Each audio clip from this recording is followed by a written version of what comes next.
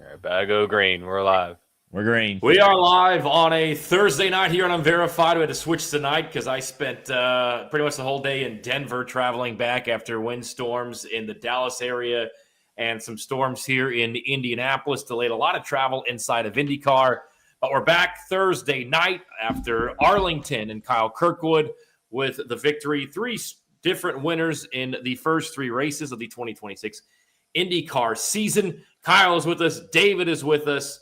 We've got the field of 33 to still fill out for the upcoming Indianapolis 500. Look back at Arlington. Gentlemen, I know David had High Point with the upset pick today on his bracket, so congrats on that 12 seed over the 5 earlier today, David. Yeah, I'm just a big March Madness guy. I really excited about the basketball. I'm not just pining for a dump in the middle of Florida or something like that. I don't know. All I can think about is airports for some reason. You spent a lot of time in airports, Tony. How I am curious about this because I did not go to Arlington, and it sounds like that might have actually ultimately been to my benefit because it sounds like everybody had the worst time of all time getting back. I know some people actually drove home rather than wait out their flight plans. So pour one out for everybody who got screwed in travel coming back from Texas. Yeah, it was. I know, like our friends at Ganassi came back via car. I ended up kind of moving my flight. We were down there with our buddy JVS, and we just decided to go spend Monday at the stockyards in Fort Worth and enjoy that and enjoy an extra day down there. Unfortunately, that the only way for me to get back, as I booked on Frontier, was to leave Dallas at 6 a.m., fly to Denver, and stay there all day until 3. So I could have probably ponied up another $500 to get home earlier, but you know what?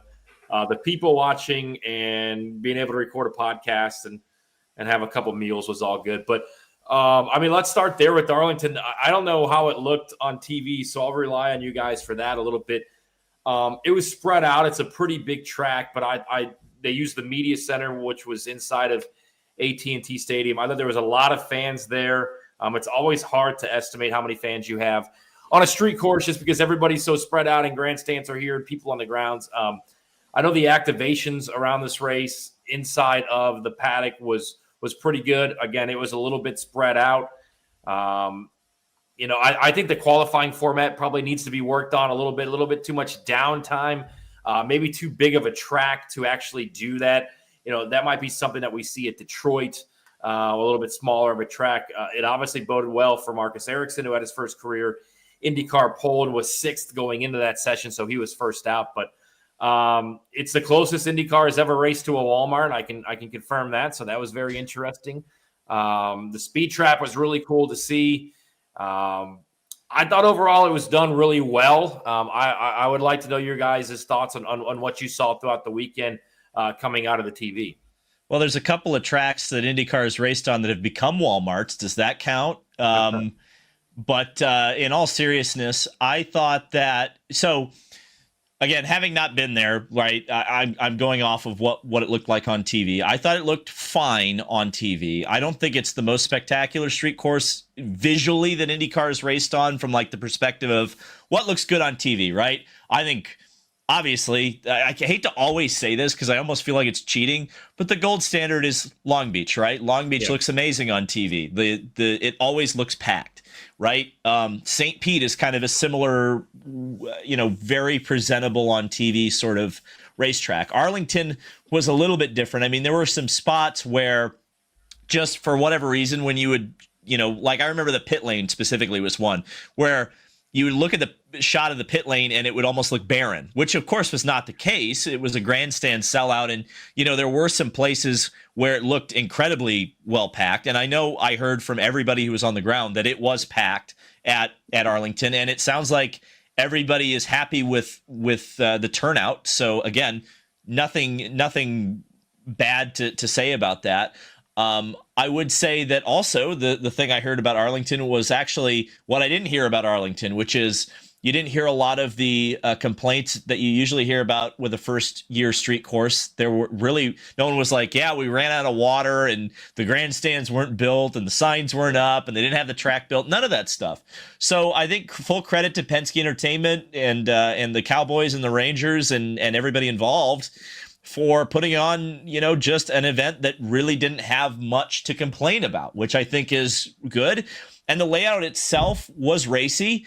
I think there's some serious questions to be answered about the restart zone. I think the one time they tried it, it obviously did not work. I think that that would be something to really take a look at for next year, because had it been a big crash fest, I think we would have really been in trouble. My suggestion on the qualification format, and this might spark a bit of a discussion. I'm kind of curious because I kind of networked it a little bit or thought, put it out there on the DL 500 Club last night, is that I'd kind of like to see IndyCar go back to a format, especially if they're going to do single car qualifying, and especially if cooling is going to be an issue, or rather the brake temperature being an advantage for the first car that goes. I would like to see first round of qualifying, meaning set everything except for the Fast Six, on Friday. So you do a first practice session in the morning on Friday, then you do our media bullpen after they've actually been on track. That'd be great. And then you do the first round of qualifying, and then you make Friday a little bit more valuable. You actually run the Indy cars more than once, which I've always had a criticism of, and I think a lot of people in the sport have had a criticism of. And then you set up a storyline right off the bat on Friday for Saturday, which would be the Fast Six, which I would probably do in the morning. And then you would have the practice to finish out the rest of the day. Indy next is the headliner. And then obviously you roll on into Sunday. But that's what I would do. I think if you're going to do single car qualifying, it's actually something that you could do to spread the running out a little bit, to add some high points throughout all 3 days of the weekend on a street course. And I think that would be my suggestion of how they should do it going forward. But I think ultimately single car qualifying resulted in a really cool story, and I think it's a format that they should continue to pursue. Yeah, I think what I learned on Friday during the media bullpen was that the drivers thought that parts of this race course was going to be paved. It wasn't, which I think kind of maybe it was very bumpy. All the drivers kept talking about how bumpy it was and how bumpy it was going to be.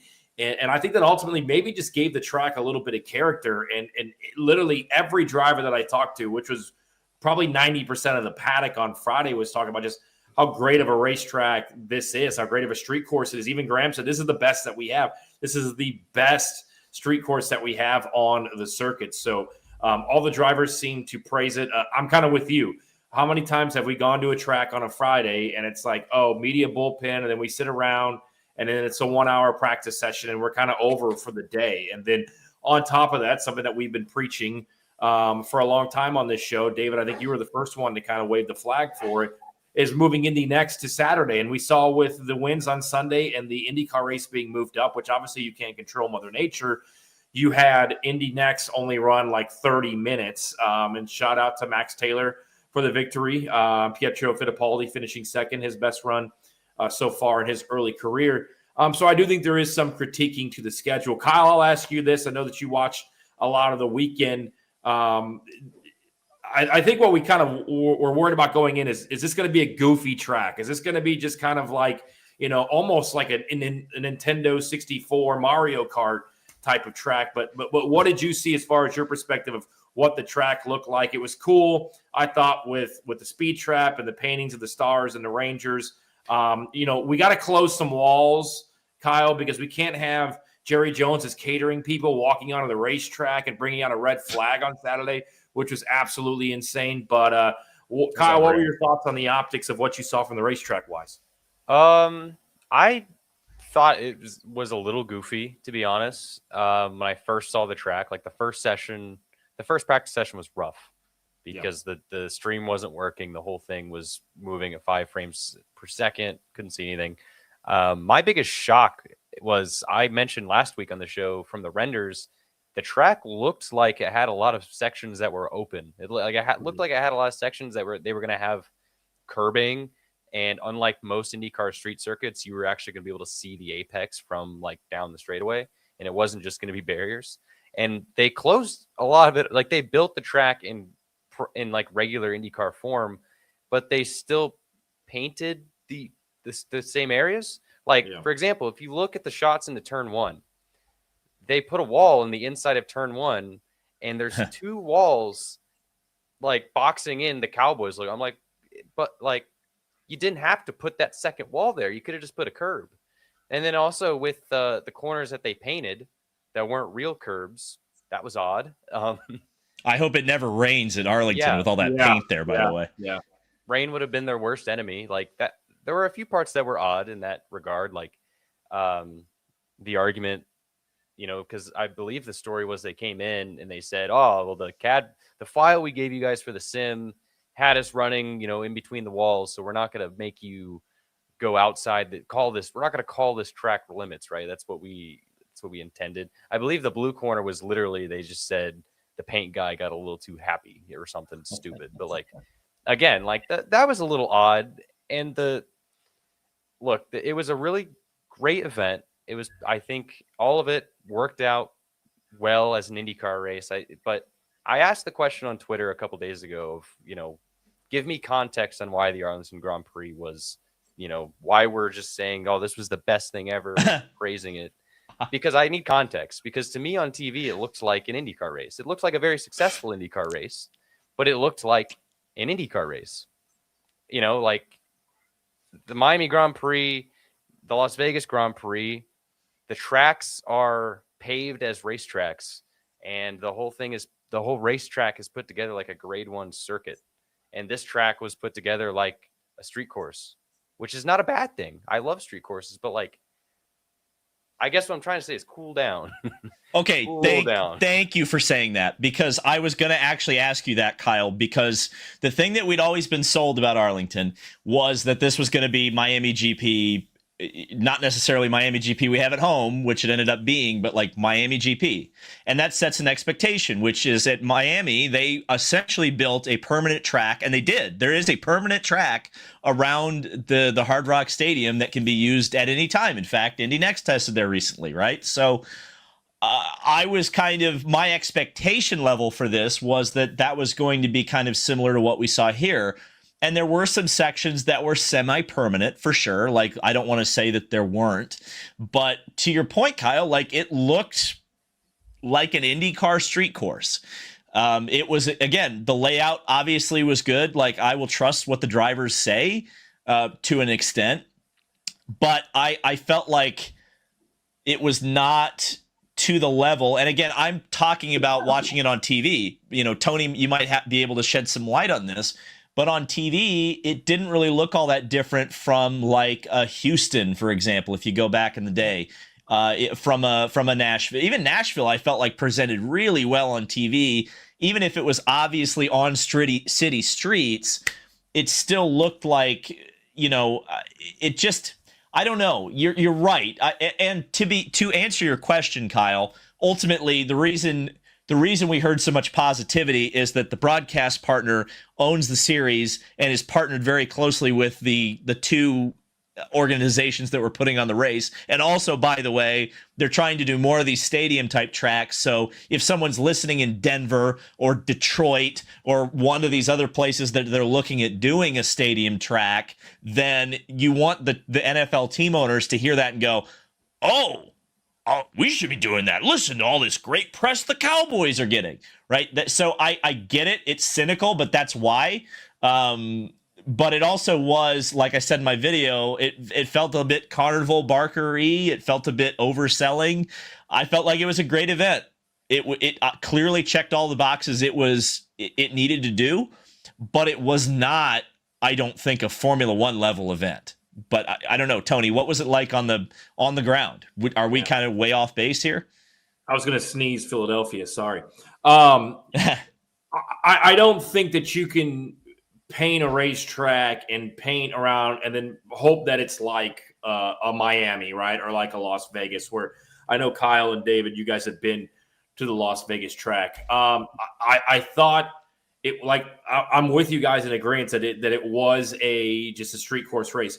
Now, what I thought was cool about it was obviously the backdrop is AT&T Stadium and Jerry's World. Okay, cool. That's cool for a couple minutes, and then you get used to it. But I'm always cool with the split pit road, but it was just cool to be down there. Like it really was. They had Texas Live, which was a huge open area, and they had Pato's car out there, and I know that they had the McLaren thing, and it just seemed like I mean, of course, there were thousands, and I'm not even overdoing this.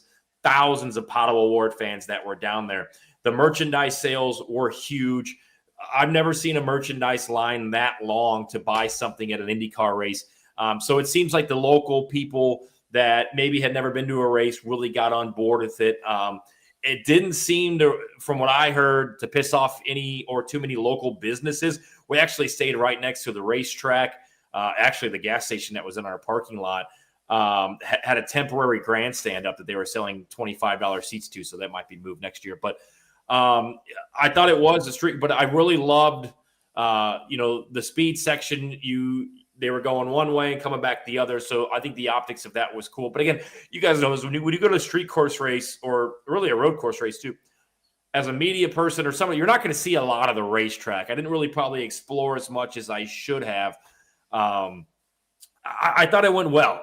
Like I said, we live in an era right now where we're judging everything off of merch sales and off of TV ratings. I would, I'm really bad at these, but I think 65,000 is probably an acceptable number of people that were there on Sunday. I thought Saturday's crowd was really good. I don't know if that's because people were maybe afraid of the weather that was coming in on Sunday and they came in on Saturday. But I don't know what other word to use besides healthy. There was the grandstands looked packed during the race. The suites looked packed during the race. They had the one suite where the cars would run in. So if you had access to that, I'm sure that was pretty cool. I just thought it was a healthy event, and I do hope it stays because, it was really convenient to be down there. Like we didn't have a rental car or anything. Like I said, there was a Walmart right there, plenty of restaurants, plenty of things to do right there in that area. I didn't really know what to expect going in around an NFL stadium. You're always going to have some critiques the first time you do something. I totally understand that, but overall, I was very satisfied at what took place. And then ultimately, you mentioned it earlier, we had Kyle Kirkwood with the victory, a big-time move. Alex Palou finishes second, and then Will Power third. So a big weekend for Andretti we'll talk about. The restart zone definitely needs to be moved. I talked to Nolan Siegel because obviously he got the boot late there, and I like Nolan. I understand what's going on. I understand that people are going to take the low-hanging fruit and rip him. I hope he doesn't read too much social media because it's been brutal. There are a lot of people fan-wise that I think maybe want him out of that race car. I'm not sure if that's going to happen as quickly as what people might think, but overall on the weekend, I thought it was a success. And again, hopefully you can copy and paste that model to maybe a Denver, maybe a Philadelphia, maybe somewhere else where you might want to go if you're IndyCar in the near future. Well, Jerry's World, Tony, is known for the punters that were trying to hit the TV. So I think Kiffin just tried to punt Nolan into the TV. I think he was just kind of keeping that tradition going. But I want to bring up a point here that you made that I think is really important, which is really the overall health of the series right now. Because I think we're all in St. Pete, right? And we saw how freaking crazy that was. Yep. We were all in Phoenix, and we saw how just healthy that crowd was. And by the way, they were all there for IndyCar. They left for Xfinity. Yeah. And then obviously Arlington too. You described this as healthy, but more to the point, what has been so wonderful, I would even say, I'm going to go out really glaze here. Wonderful about the beginning of the season, especially versus last season, is we had a lot of negativity for the first few races because you had a pretty decent TV rating last year to start at St. Pete. It wasn't nearly the number that I kind of hoped it would be with all the Super Bowl ads and whatnot. But you matched that number this year. You backed it up in Phoenix. It was within 100,000 people or whatever between St. Pete and Phoenix, and that was on a Saturday versus a Sunday. And then you go to Arlington, and the numbers continue to be right around that 1.3 million people on average for the first three races, which is up 85% over the last year. And it's the highest TV rating since the merger in 2008, which I think, we talk about the merger. That, unfortunately, boys, I'm starting to feel like I need to go get my walker out. That was almost 20 years ago. And that's just really good. I don't know how, we'll have to see in the future, what it ends up, if it ends up bearing fruit, if it ends up helping the series at all to see those kind of numbers. You have to think it will. But I think what a great decision. Not that it's, I feel like it's obvious, but I feel like I still have to tell them that it's a great decision by Fox and the series to really work out the schedule to get those first 3 races in a row and really have something, compelling to watch about all 3 of those first races. Obviously, St. Pete, it's the first race of the season. People always tune into the first race of the season. But I think the NASCAR IndyCar doubleheader at Phoenix was compelling for people to tune in. And obviously, IndyCar's fixed the short oval package. So the people who tuned in had a great time and enjoyed watching it very much. And obviously word got out because the stands were packed. You get to Arlington, and again, it's a race that's been heavily promoted, a race that, Fox and IndyCar and obviously all the people involved with that race wanted to be a success, and it was. And the people, obviously after having 2 pretty decent races in a row, you go to Arlington and the crowd stays. And yes, there's a weekend off for this weekend, but I wouldn't be surprised. I think you'll have a little bit of fall off for Barber, just based on, number 1, having a week off, number 2, going up against basketball, and number 3, it's Barber, right? But I wouldn't be surprised to see Barber close to, if not a little bit over, 1 million viewers. And I think ultimately what it's going to come down to is the fact that IndyCar was willing to actually listen and fix their schedule and get races front-loaded on the season, and it's clearly worked, and I just think it's great to see. Well, then to your point, Kyle, I know we got a couple of paid comments we'll get to here. I wrote about this earlier this week. IndyCar is getting what they want and what they need. You're getting consistency at the front of the schedule. You're getting 3 straight races to keep that momentum up. You've gotten 3 different winners in the first 3 races of the season, which I think is huge.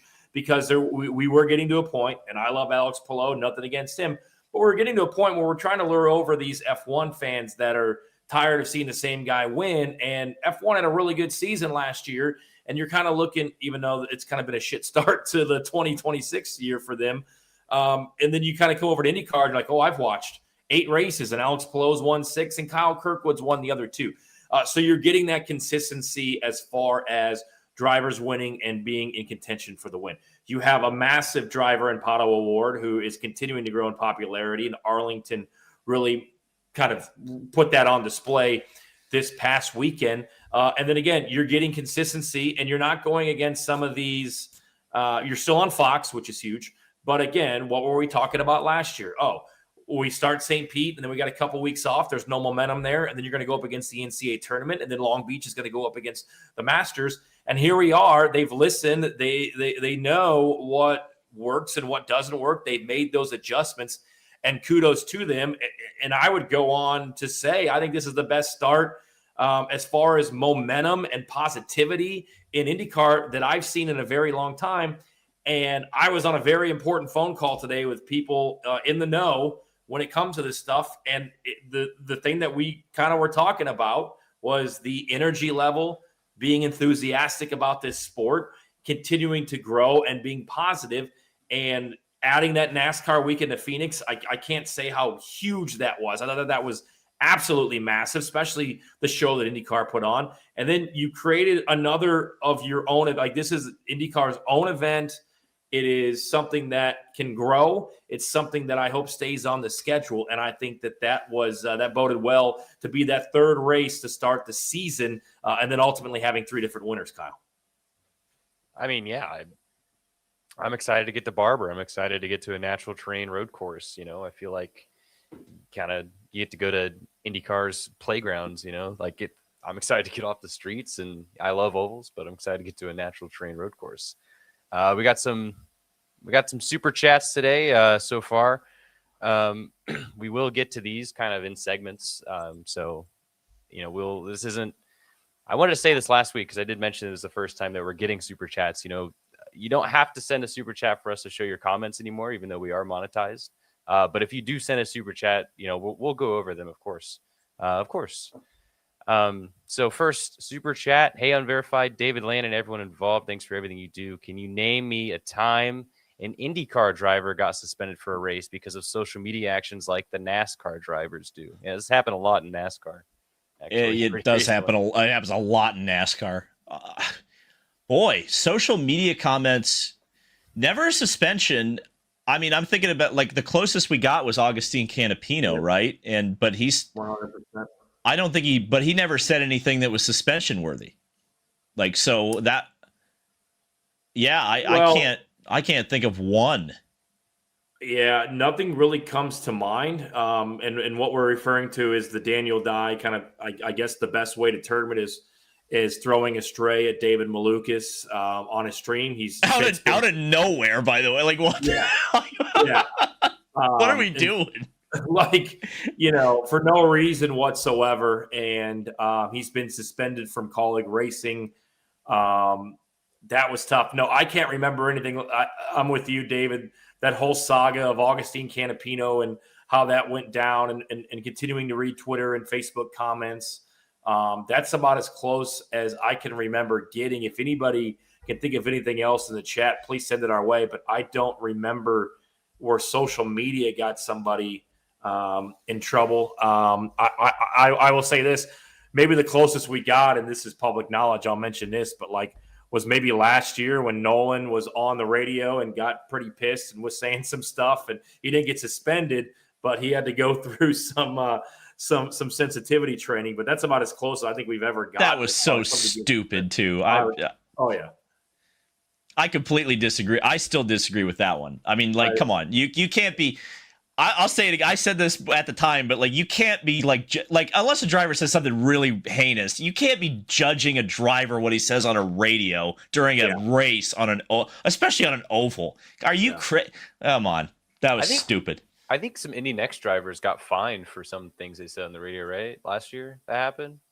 Is that a thing? There was a driver put on probation outside of the safety truck incident. Didn't he say something on the radio that got him a fine? Oh, it was Jack William Miller at St. Pete.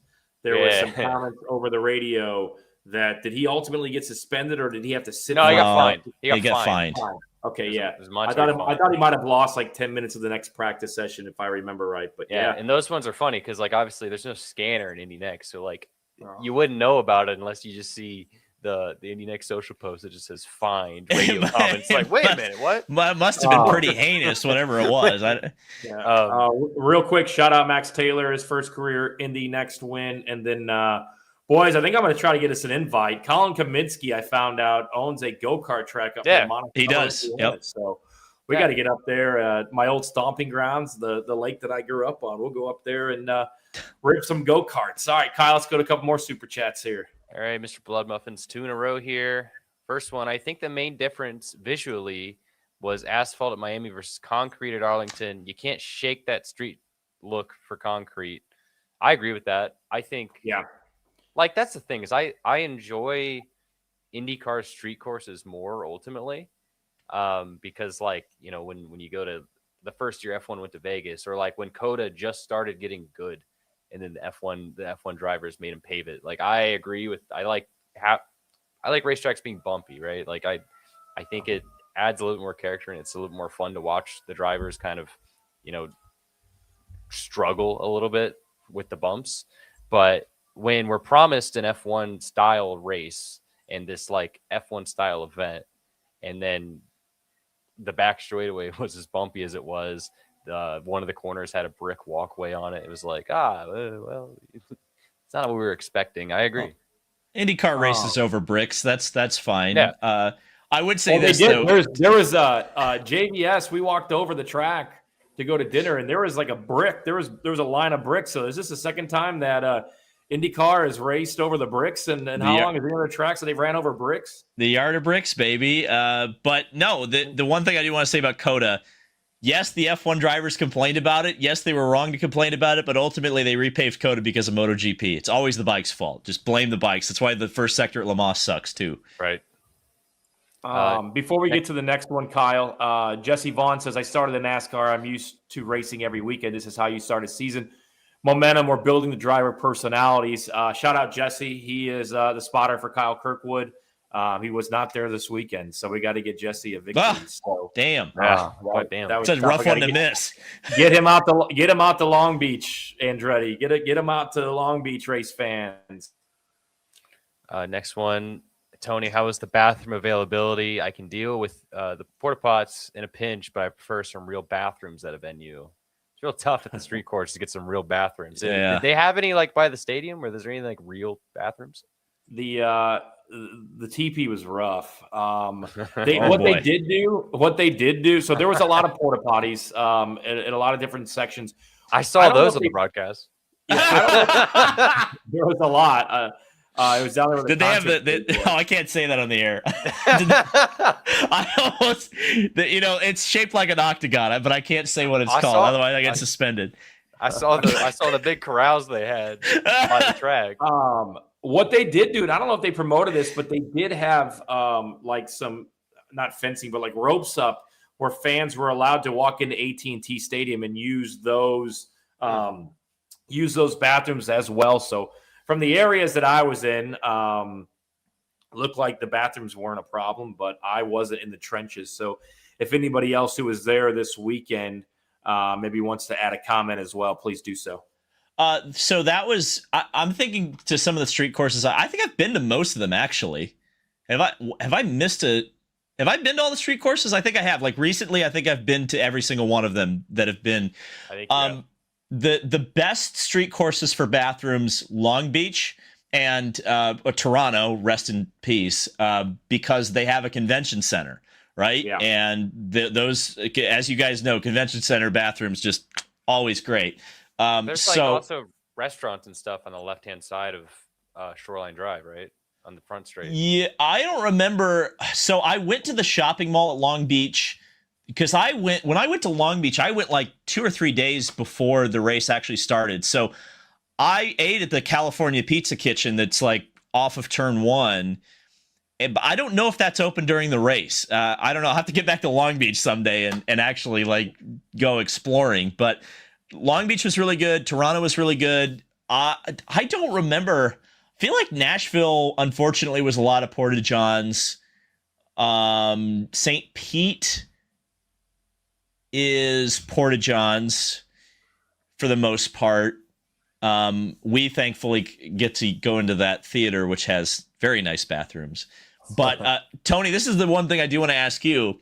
Because, and this is totally an inside baseball question. I apologize, everybody who doesn't apply to. But I remember one of the biggest problems with Nashville was the walk back to the media center from the paddock, especially, was hellacious for someone who was working that event. Was that the same to walk into the stadium and go to the media center from anywhere that you can actually do any work? Yeah. So once you figured out how to get and where to go, it was fine. Oh, boy. So basically, you walked out. They wanted you to go to the side door into the stadium, and then but there was also on one entire side of the stadium where the media center was, it was all doors, and luckily they just set a security person down there, so we didn't have to walk. It would have been an extra probably 50 to 100 yards, but you add that up over 7 or 8 trips, it's all good. So, and then you would kind of go right around into the paddock area, which was about, where they had the temporary garages, the paddock. That was probably 100 yards outside of the media center, and then you would just walk right out and funnel down out of the pit. So I thought it wasn't a short walk, but it was a pretty convenient walk as well. That's ultimately where it was just the easiest to get through because there were so many people just hanging out outside of the stadium.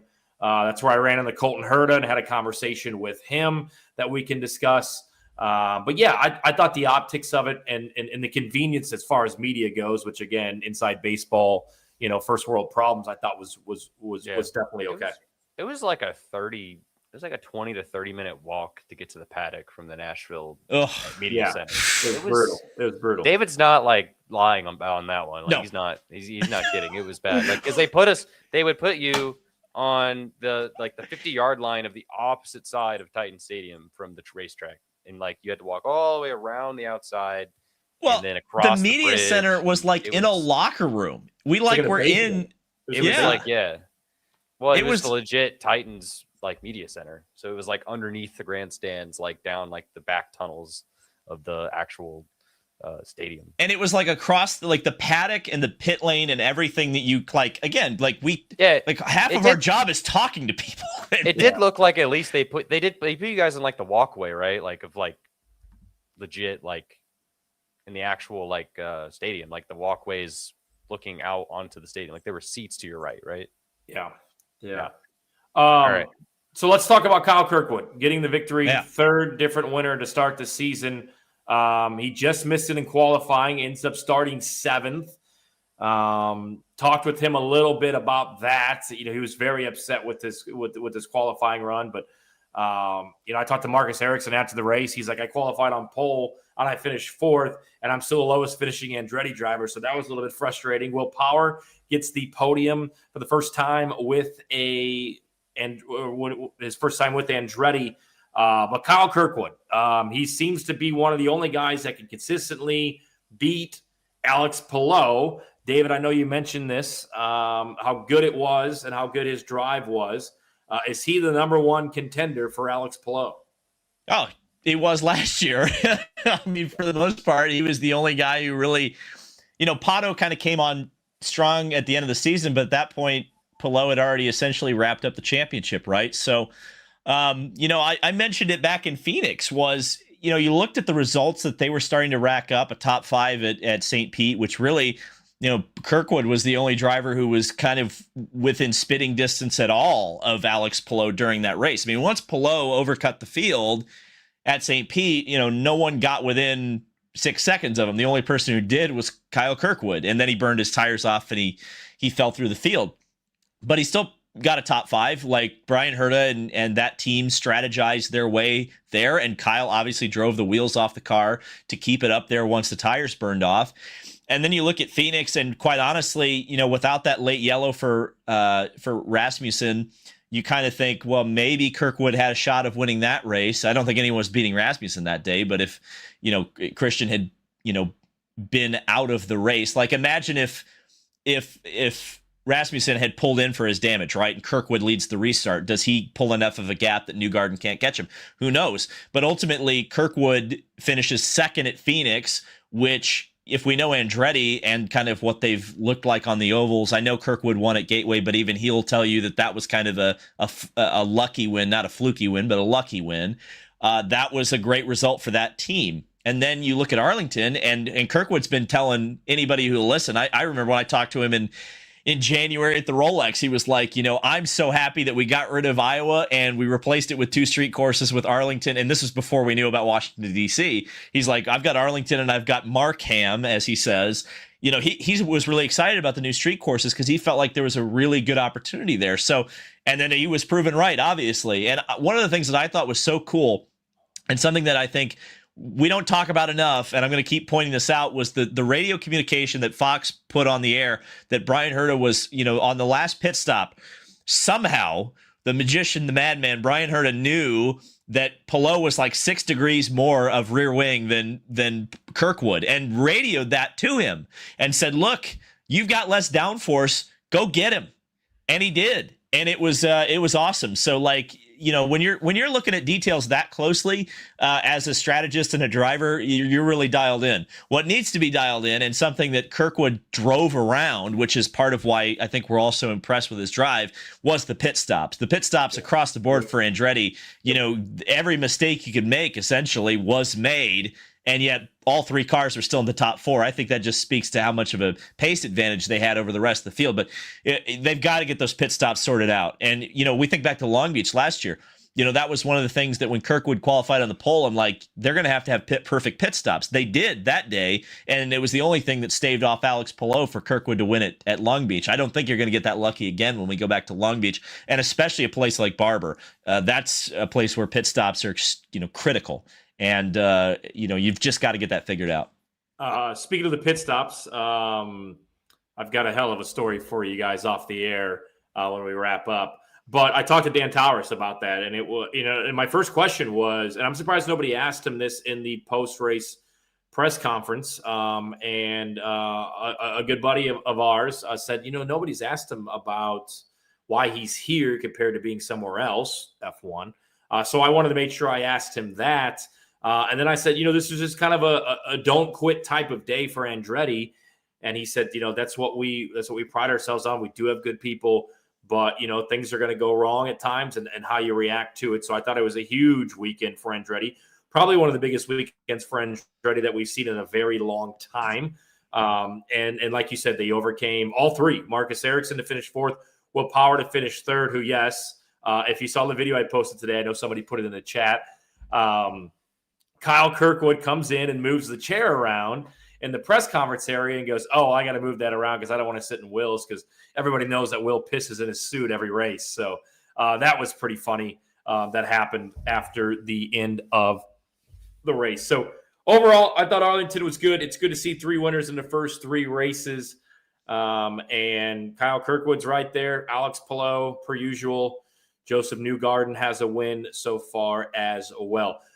David, I did want to bring this up, and moving towards the month of really April and then into May with the entry list for the Indianapolis 500. We officially got the announcement on Tuesday that both Elio Castroneves and Takuma Sato were going to be back, which I think everybody kind of already knew. Colton Herta was in attendance this weekend at the Grand Prix of Arlington. I had a nice chat with him, both on the record and off the record. There may be some other possibilities of entries for this year's 500 that could get us to 34, maybe even get us to 35. I think the first domino to fall is, as we talked about on the show, is Prema. Are they going to run 0? Are they going to run 1? Are they going to run 2? My latest understanding is Prema is still in line to run 1 entry at the Indianapolis 500. But some other entries are in the works, pending on Prema. What do we know about the entry list for the Indianapolis 500, David? Yeah, I've heard a lot of the same things, or at least similar things probably that you have with Prema. I would not expect them at Long Beach at this stage. I think that the Indy 500, though, starting to sound like that's going to happen, which, okay, great. Because one of the things that I was quite curious about was why we really hadn't seen any motion on the Chevy front to kind of, if those engines have to become available, we need to make them available soon. And, I'm assuming, I don't know this for a fact, but I'm assuming a lot of that had to do with waiting on Prema to kind of make a decision about what they are not going to do. Theoretically, that would open up an engine that could go somewhere else. We know that Jacob Abel's obviously been looking pretty hard, and they have a lot of the elements to make an entry happen should they get an engine. I think if a Chevy opened up, that would make a lot of sense. As has been mentioned, other places, both Juncos and Foyt have been kind of knocking on the door, thinking about doing an extra entry. And as you mentioned, or I'm sure as we're going to talk about, Catherine Legg's always in the discussion as well. I wouldn't. So one of the things that's weird is that we've talked a lot about Chevy. I wouldn't totally discount the possibility of an extra Honda entry beyond Colton Herta. I think it's going to take some convincing, I think, particularly on the team side, to make that happen. But something like Catherine Legg, I think, would probably appeal to Honda if that ends up being the case. And so between all of those sort of things, I don't think you're very far off thinking, 34, 35 for the Indy 500, which I think, looking at where we thought this might be going, where, even in Phoenix, I was talking to people going, are we filling the field here? Are we going beyond filling the field? I'm feeling more and more confident by the day that it's going to be less about filling the field and it's going to be more about, okay, how many cars are we sending home on bump day? Which, quite honestly, that's great for me as a media person and as an entertainer. I think that, we need things to talk about during the month of May, and having over 33 cars is critical to the Indianapolis 500. Yeah. On that note, a couple of things. One, 35, I think, is a healthy number. And I look forward to this day next year when we're sitting here talking about how good the Pacers are and the possibility of 37 or 38 entries to the 500, knowing that those cars become obsolete at the end of the 2027 season. I think there obviously is some compelling, I don't know what the word is, but compelling arguments to be made about Catherine Legg, both Chevy and Honda, right? Like, she's been a Honda driver for a very long time. Does that intrigue Chevy? She is not, by the way, she is not. So I think it's important to note, yes, she's attractive to Honda, but that does not mean she actually has been to the point that of the person I cannot say the name of because it's just a bunch of letters and numbers.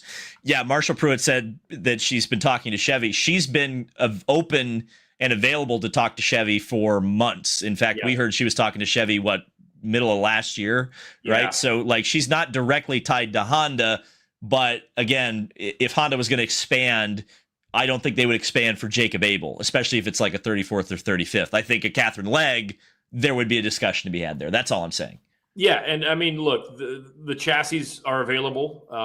The crew is available. It's the engine and the sponsor. Obviously, she brings Elf. Are the chassis available, or does Prema have all of them? Well, they have a lot of them. Hey, what happened to that? They need money. Boy, well, if you're going to fund an Indy 500 ride, wouldn't leasing a chassis to someone make some sense, dollars and cents wise? I don't know. I mean, the thing about Abel is that they have a chassis. So one would think that as long as they can get an engine, they can make that happen. Foyt and Juncos, maybe to a lesser extent. Well, I mean, we know Foyt has cars, and obviously they've become quite a favorite of Chevy with the Penske partnership. So I would think if of the entries outside of Abel, probably Foyt's next in line because just the availability of equipment. Yeah, it seems like Foyt might be a possibility to run a third. We haven't seen them do that in quite some time. It's been a couple of years. But yeah, no, you're right. I mean, I think there was a lot. I was going to mention this. I forget the gentleman's name, so I apologize. But there was an engineer with Prema last year who had Penske background who was working for, I believe, SpaceX. He's been hired by Dryan Reinbold, so we'll see what that looks like. Connor Daly pole position incoming, boys. Yeah, to kind of see what that looks like over. I forget the gentleman's name, so I apologize if anybody knows. Please let me know. But yeah, so things to that point, things are moving, right? Like we're getting ready for that April test, the month of May, and I think we're getting closer and closer to a deadline on what Prema does. And if we're speculating, and you're asking me right now, I think they show up at the 500 with one car. That other engine ends up at Foyt, and if there's a possibility for Honda to run another car, great. But then you get into that gray area where there is a chance that you get bumped out of the field. It's the entertainment business, baby. Ultimately, hey, you know what? Here's the deal. Honda gets paid for that engine, whether it makes the field or not. Yeah. Honestly, if you've just committed, I mean, this is my opinion. If you've committed to the series for long term, we know what makes the Indy 500 tick. And if I'm Honda and someone's willing to pay me $1.5 million for that engine, if we don't make the field, we don't make the field. But it'll make it a hell of a lot more entertaining when a Honda wins the Indy 500, right? So I don't know. That's how I would look at it. Which we have learned is when it comes to the Honda Motorsports camp, Honda Racing, the Indy 500, as is in other places. Crucially important. The Indy 500 is crucially important. Maybe a couple more here, Kyle. Did we miss any super chats? So, Mr. Bloodbutt, I think this is more of a statement when we were talking about the long breaks, saying that they've made a lot of comments saying IndyCar lost their momentum from the season opener die with the long breaks and they feel vindicated. Absolutely. Actually, I can't believe we are going to Barber next week. That the Barber race is next week. We have a natural terrain road course at race 4, and we're going 4 races in 5 weeks. That's insane. Actually, did Arlington feel weird to you guys as well? Just knowing this is race 3. The season is not only has it started, but also there's a championship fight going on. Because normally at this point in March, it's just we've had a race. We don't know, Alex Palou won a race, but we don't know who's good. We don't know where we got, but we have an idea of what the season looks like now. We can actually talk about it. Because also we've had a variety of different tracks. Yes, we haven't had we're about to have a natural terrain road course outside of a super speedway, which there is one on the calendar. We've seen the cars run on every different type of track, and it's so weird too. This month, I mean, we started this month in Florida, and it's been a whirlwind. So you're 100% right, Kyle. It does feel different. It feels weird. but I welcome it. I think this probably is the way it always should be from now on. I mean, we're in a sport after all. We should be actually active because I mean, you made such a great point there too. Imagine we had the calendar we had last year, even if the next race was Phoenix, but it was in the thermal spot, right? We would have been sitting there stewing about Alex Palou winning again.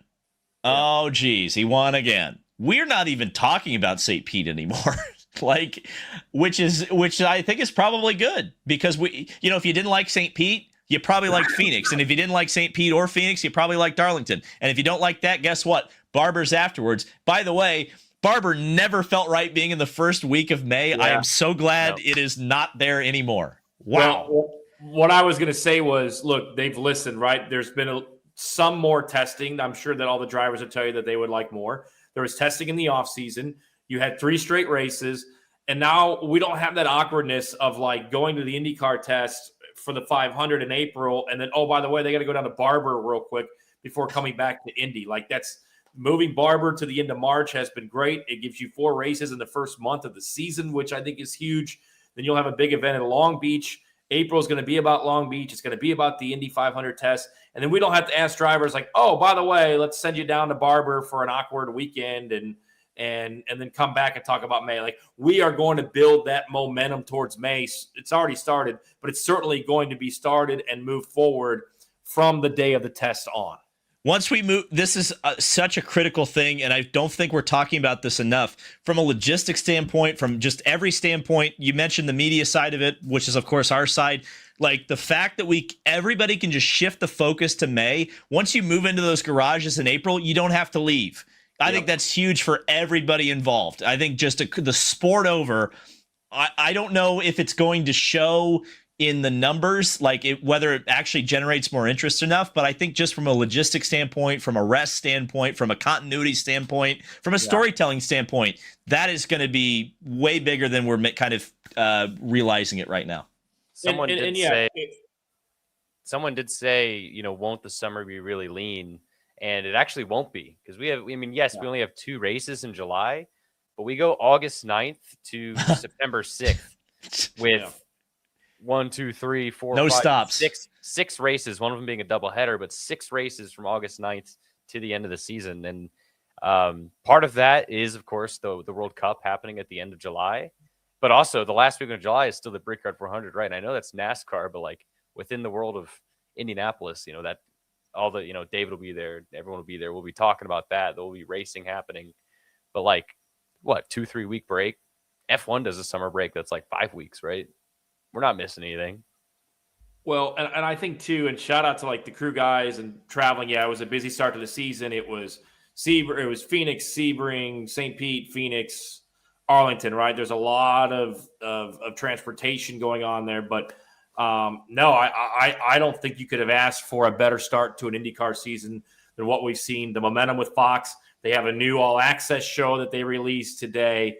It seems like there was a lot of people on board with the start of this season. And really, Kyle, as you know, I mean, we do live in a world now where people are so quickly changing what they're viewing and how quickly they're viewing it. And it seems like they are doing a great job of keeping the fan base engaged. Yeah. I mean, you mentioned the All In show. I'm excited to watch that after the show tonight. I did look at it. It is only 13 minutes long. I expected it to be like TV show length, but it seems more like an episode series. But I'm not mad about that. I think it'll still be a good watch. I hope that the promotion, I hope it grows into maybe a TV level series or maybe it gets sold to someone. But 13 minutes is better algorithmically. I actually think they're cooking on that, low key. Okay. I think he would know. They're cooking on that. I think that's actually the right length. I was not consulted, but free consulting advice. That's what I would have. I would have gone like 15, 20 minutes. That would be where I would be aiming. Yep. But it cuts the fat off of it, for lack of a better term. I think it's a good thing for the series. And I mean, I'm also thinking of this schedule. While we're talking about the schedule, I mean, you talk about the crew members. It changes the dynamic of everything because you think about in the shoes of Alex Palou, you go from just doing your regular thing at St. Pete, winning, dominating. We still have more super chats to get to, by the way, but It's one last point. And then you get wrecked within 10 laps at Phoenix. And then now you just got beat, like straight up beat. Even got a wheel thrown at you in the past, right? Like, and now you have a week off to breathe, and you're going into the track you won your first race at, won there last year. You know you're gonna be really good. So building the anticipation in the drivers, because Alex Blow won a race last year, had a month to stew on it. Won another race, had about a month to stew on it. Like, now you're putting them in the position back to back where, like, hey, you got to forget about that and go into the next week. And the same thing with the crew members. We always talk about at the end of July how everyone in the paddock gets really fussy because we've gone on for we've done the full great term, great use of fussy. We've gone like week after week in 90-degree weather. Now they get a month off in July, but damn, by the end of May, everyone's gonna be pissed. Like, we're gonna get Detroit. Everybody's gonna be burnt. I think this is something to watch. But, as long as the ratings stay up, I think everybody, for the most part, is going to be happy. Something that I wanted to mention was brought up to me. And if I'm not mistaken, and yes, I understand drivers bring money, but every car, there wasn't an unsponsored car this past weekend. I just think that that's also a sign of the growth inside of the sport and what we're seeing out of Fox. Yeah. Well, Arlington was always a race. I've been told this from a couple of different, team PRs that was a race that they had a lot of interest in. There was a lot of sales to be made, so it doesn't surprise me. But honestly, like, I'm thinking back to Phoenix, and I feel like every car had a sponsor there. Every car had a sponsor at St. Pete. Like, I think we're okay there. I would say, to Kyle's point about Barber, Barber's going to be really the test, I think, for Alex Palou if he still has the form of last year, because I would like to point out that he absolutely machine gunned the field last year at Barber. I think we all forget that. It was such a beatdown that we really had that serious discussion about whether the hybrid or Alex Palou or everything was ruined, and everything was all ruined. It was all bad. Boy, it's amazing to think about the turnaround kind of since that point. That was a pretty low point for the series. Aaron Barber last year. Yeah. All right. So next super chat, keep the race in Arlington for 3 or 4 years, and let's go back to Texas Motor Speedway, please, Roger. No, I understand the sentiment. I love it. I appreciate it. I think that you're right. I think that yes, I went to the last 2 races at Texas. I'm so glad that I did, especially 2023. It was some of the best racing I ever saw, and unfortunately, it's deader than the dodo bird, I think. I think Phoenix opened the door for some of the tracks that we have kind of been pining for. Like, I'm going to put this in the universe. I really think that if we're going to get Michigan, the only way it's ever going to happen is a NASCAR IndyCar doubleheader. But I think after Phoenix was a success, you actually have a higher than 0 chance of that happening. The problem is the Dallas race or the Arlington race, that just sticks a complete fork in Arlington, I think, way more than Detroit would with Michigan, because there's still 90 miles between Detroit and Brooklyn, Michigan. They're really not that close. Yes, they're kind of in the same market, but you could run those races and have them. It would kind of be like a Milwaukee, a Road America difference, right? Although the difference would be that Detroit's Milwaukee and Road America would be Michigan. I think you could pull that off, but I don't think you'd be able to do the same in DFW, especially at Texas. It's just so big that even if you got the Arlington size crowd, it would look tiny in that grandstand. What's more likely to have a doubleheader in the future? Is it Michigan or is it Chicagoland? I think Chicagoland needs a lot of work. And that would also be the third race in that market. That would be the other thing I would look at, because you're then competing with Milwaukee and Road America. At least if you went to Michigan, you're only really competing with Detroit, right? And if you go in 2 separate times of the year, you're not really competing. Yes, but no, right? Right.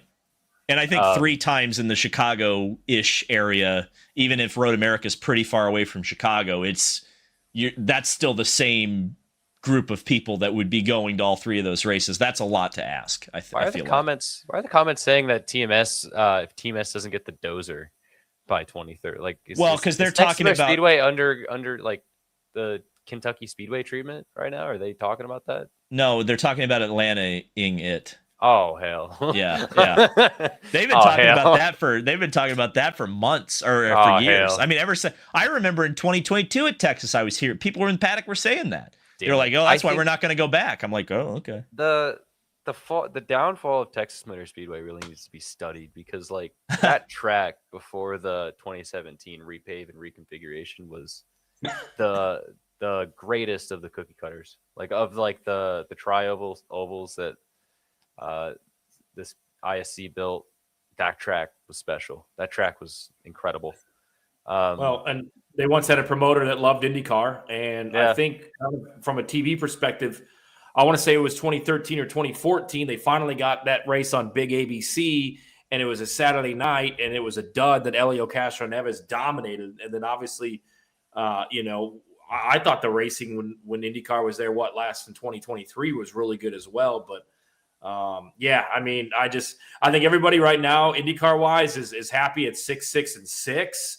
What's next? It's 7, 7, and 7. So we shall see. I'm an oval guy, so I'm always. Okay, hang on. It's timeout. Yeah, I know what Dave's about to get on here. Timeout. Well, first of all, I'm sorry, everybody. I'm the same. Listen. I am who I am. The IndyCar Media Guide, specifically, by the way, classifies 4 different types of circuits. There are short ovals, there are super speedways, there are street courses, and there are road courses. If we're going to talk about balance, lumping all the ovals together is like saying, "Oh yeah, Arlington and Barber are the same type of circuit." Nobody in their right mind would ever tell you that. So the fact that we say Indianapolis Motor Speedway is the same as Gateway is one of the most stupid things of all time. They are completely different types of track. They require completely different skill sets, and they are different type. There are 4 types of circuits that IndyCar races on. It is not balanced until we get more super speedways. I'm sorry, it's just not. Thank you. What is Nashville? What is Nashville? It's an intermediate track. Oh, so do we have – wait, hold on. There actually are 5. There are 5. There are 5. There are 5 because you can't – Nashville is not a short track, but it is definitely not a super speedway. I would probably – like if you had to classify it as something, I'd probably put it more as a super speedway because it just races like one. But it's really – they run short track wings there. They do. Yeah. It's an intermediate track. It's shocking to me the first time I saw it, but they do it. Take the short track wings off of them. Well, I don't know. Listen. No, don't. Here's the deal. Just it's fine the way it is right now. Don't mess with it. Nashville was fine last year. Don't mess with it. Good product. It's a good product. Leave it. Keep it the same. It's we do just need more fine. Super speedways. We need to take those. It is crazy to me that these teams own speedway wings for one race a year. That's insane. It's unbelievable. Do you think the next car is going to have speedway wings, or do you think they're going to find a way to make it like a one trick pony? Why don't you just take the cars that IndyCar is running right now, the EW12s, and send them on down to Indy next, and let's run them. Oh my God! Wait! Kyle just said something that's just I never even considered. I mean, like everyone just look at David like not even considering because like it would make the most financial sense to not make the teams buy holy shit for a race. You know what I mean? It's like because Indy Next teams, they just don't exist anymore because they stopped running because they were supposed to run them at Nashville. And then they were just like, oh, the Speedway wings don't exist anymore. We put them on all the show cars. So I don't, on the next car, are they going to do that? What are they going to do? What you could do. Wow, Kyle, this is unbelievable. So I think a couple good ones tonight. This is actually, you're really onto something here. Because I think this is really going back in my brain. I believe in 2002, kart. Here I am talking about 2002 kart race fans. Boy, you're getting classic David Land here. The front wing was obviously bespoke. It was the super speedway front wing. But I think on the short ovals for 2002, kart ran the main plane from the road course wing, took all the elements off the top of it and put special speedway end plates on it. So I guess what you could do is create some sort of a modular front and rear wing that you could just take elements off of and just say, this is we're gonna just kind of like build it like Lego for the track that we need it to whatever function it needs to fill. This is how the wing's going to be built, but you only have to buy one front and rear wing. That is a very interesting concept. I'm very curious, man. Hey, Delara, if you haven't thought about that yet, there's still time. Yeah, I mean, that'll be interesting. Is there any more super chats? I know we got two more. Or three Kills more. Donker mentioned the gentleman's name that was, now I can't find it. Of course, I had it up, but then the gentleman's name that was the Dreyer and Reinbold new engineer, and now I can't find it. I found every one of his other comments, and here I am. So really compelling stuff here out of me. I understand that. So let's get to the next one. All right, so Malukas living rent free in NASCAR drivers' heads. And yeah, Dave Malukas is going to have more top tens, more laps led, more wins than that guy. So we don't need to give him any more attention, honestly. I just want to ask one question, like why? I still don't understand, like, why that. Why would you say that if you're a professional racing driver? Yeah. What are like, we doing? what was the beef? Like, I just and like, what are we Malukas? doing in the first? What are we doing? What a turd on a random night, just like on a whatnot stream. Like, it was whatnot. At what point? Yes. Like, at what point is this a good idea? Like, you're not only are you a truck series driver at this point, you are with the factory Dodge Ram team. Like, you should know if you're in that. Like, it's one thing if you're like one of like the low teams, like lowered, like if you're like a NASCAR driver who's racing like for one of the lower underfunded teams, you might be a starting park. But like you're racing for the factory Dodge team. You should be aware that like what you say has consequences, right? At that they point, got a PR train them at Dodge. They ain't got that PR training yet. They got to figure that out. It's unreal. They literally.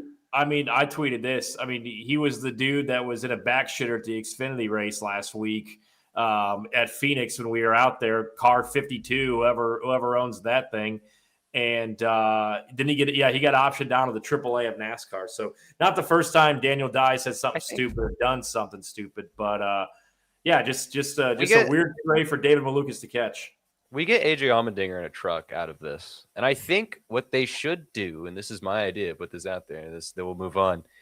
They should take like one of the lower funded, or just like bring a guy from the Cars Tour. Just find like a guy who could never drive a truck, like has no shot, is so underfunded, has no shot. Truck's already paid for. Just throw him in, right? Like I think that's what they should do out of this. Travis Brown, Moonhead. Why not put David Malukas in a truck? Actually, well, I was going to say Moonhead is less of a PR liability than Daniel Dye, but yeah, no, I would, yeah, that would be funny. David Malukas in a truck, that in the truck of the guy that, yeah, you know what? That's interesting. Yeah.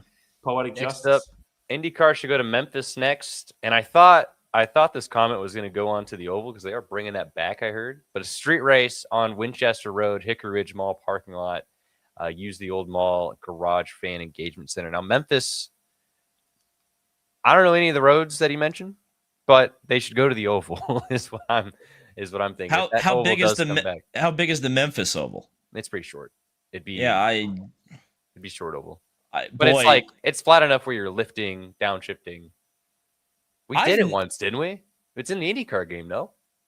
No, it's not. That was Nashville.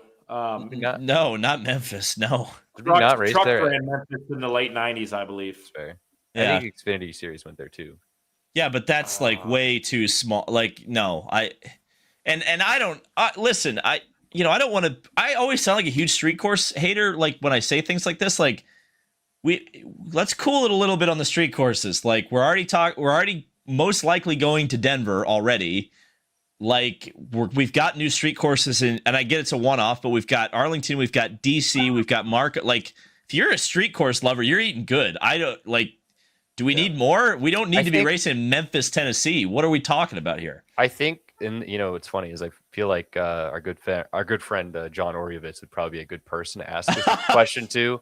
But like, there's a good history lesson to probably go along with that statement, David, on cooling it. and to go back in time to 06, 05, 07, like Champ Car, right? Like that was when street courses were kind of at their peak, when the idea was, hey, we can get a ton of people from the cities to these races, and we just put the races in the cities. Like we had that crazy track in Las Vegas. I remember, they did so many San Jose. They did so many random cities, it feels like, through the mid 2000s in Champ Car just to try and get more people to these races. And that's the scary part, is like they look good. Financially, they're not very good for the first 3 years. We know that. And how many of those tracks lasted more than 3 years for Champ Car? And what happened to Champ Car? Oh yeah, it went bankrupt. Right. So that's what I'm saying. I think there's and again, that was like 20 years ago at this point, right? So well, it's true. A lot of people forget in 20 years. Like we're at the point now where people, you might think oh, everybody knows Champ Car ran all these street races and then they went bankrupt and it didn't work out. Not everybody remembers. Did you know that here's a fun David Land fact? Since I've just been absolutely on this one.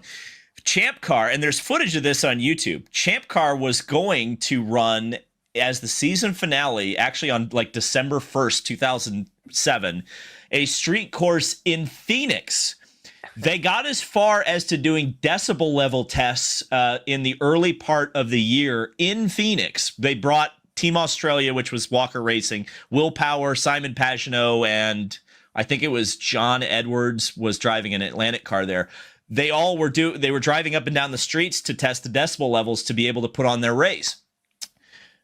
The race ultimately didn't happen because NASCAR, who of course owns ISC, thought that race would compete with the Phoenix Oval race and tried to legislate the race out of Phoenix, and eventually Phoenix and the promoter there just kind of said, we're not going to make any money doing this. The race is called off. That was kind of a very Champ Car thing to happen, but there was going to be a revitalization of the Phoenix street course for Champ Car in 2007, which didn't ultimately end up happening, but got very close.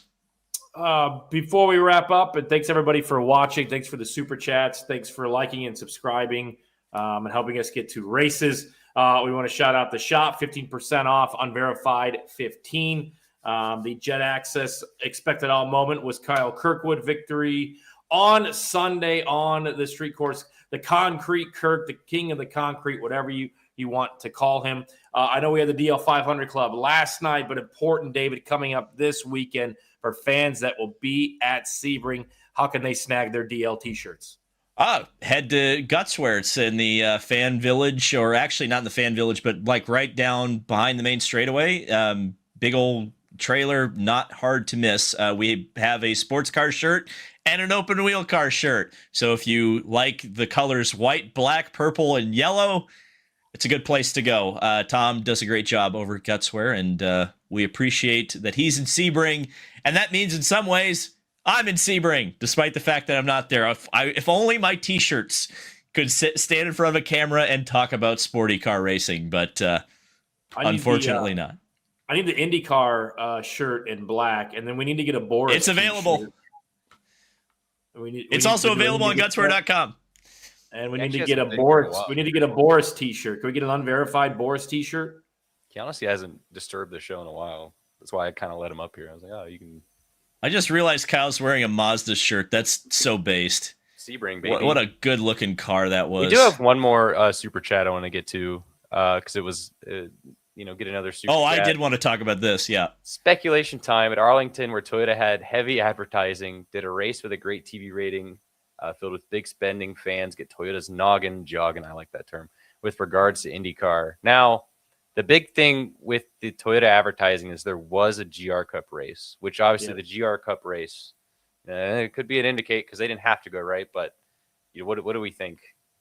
I bet Doug's on the case at least. So Toyota. So before Tony, I know you're probably gonna have a few things to say about this, but Toyota does have a big partnership with NFL teams. It kind of depends. Like there's like 2 or 3 different car manufacturers. I think it's Hyundai, Nissan, and Toyota that kind of spend heavily in NFL stadiums. I'm pretty sure, I'd have to look this up, but I would guess that the Dallas Cowboys automobile partner is probably Toyota.